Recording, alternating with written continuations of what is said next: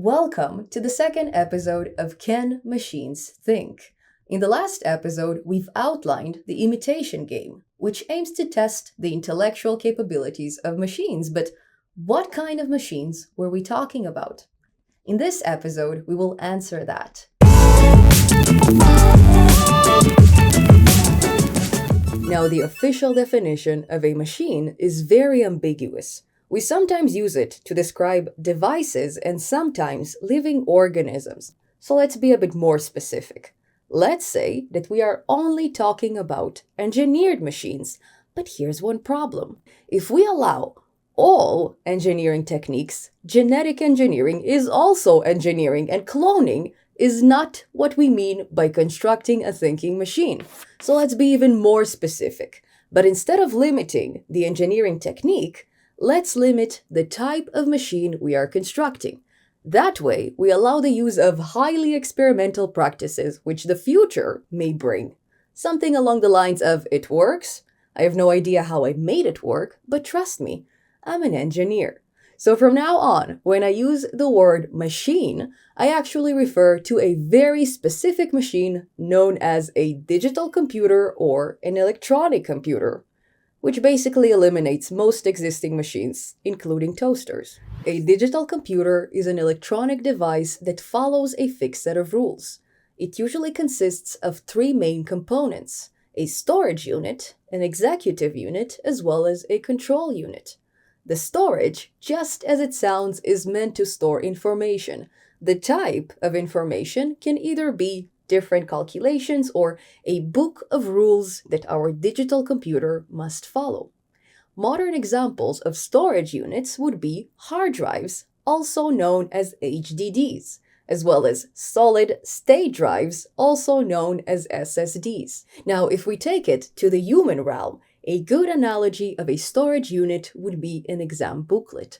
It usually begins with the rules of the exam, followed by some questions, followed by some blank pages for calculations, followed by some more blank pages on which we provide our answers. And since we are also able to perform calculations in our heads, a part of the storage unit corresponds to our memory. You may know it as RAM, or Random Access Memory. It's a separate piece of hardware, but it is also meant to store information, specifically information for immediate access. The executive unit performs the operations involved in calculations. For example, add 5 and 10. The control unit, on the other hand, ensures that the book of rules is followed correctly as well as in the right order, which of course corresponds to a CPU or a central processing unit, also known as processor. But wait. How come we are talking about two different units but only a single piece of hardware? Well, modern processors combine both of these units inside them. The executive unit is now called the arithmetic logic unit, or ALU, while the control unit remains as is, or CU in short. Now, the last thing to keep in mind is that the information within our storage is broken into small components known as packets.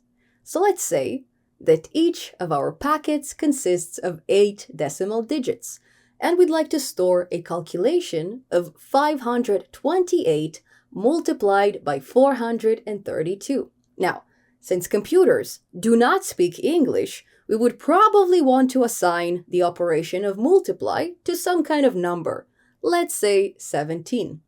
In that case, the packet we store would be 528432, with the last 2 digits reserved for the operation of 17. Now, this is a super quick introduction to how computers work, and it's entirely based on a 75-year-old paper. It's important to mention that in modern days, we are using the binary system instead of the decimal one. And as a result, we are dealing with much larger segments than 8 digits or 10 digits as suggested by the paper. Now, if you'd like to find out more about computer hardware, please leave me a comment below. I'm going to cover it in much more detail outside of this AI series if you actually need it. And perfect. Now we know exactly what is meant by machines and digital computers.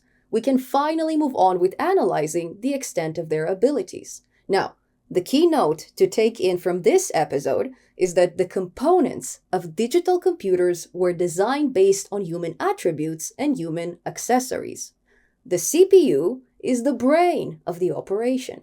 The RAM is the memory. And then the storage is the sheet of paper from which we read and write to. Now, given those similarities, we usually think of how we do something and then we instruct computers to repeat our actions.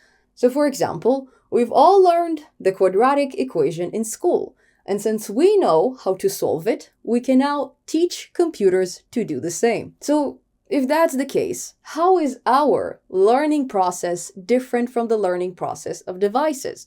And most of all, are we really superior to computers when it comes to intelligence? For this, I will see you in the next episode of Can Computers Think? And thank you so much for watching. If you found this video helpful, please share it with the world. And don't forget to leave it a huge thumbs up. If you'd like to see more videos of this kind, you can always subscribe to my channel and turn on the notification bell. I'll see you very soon in another awesome tutorial. In the meanwhile, bye-bye!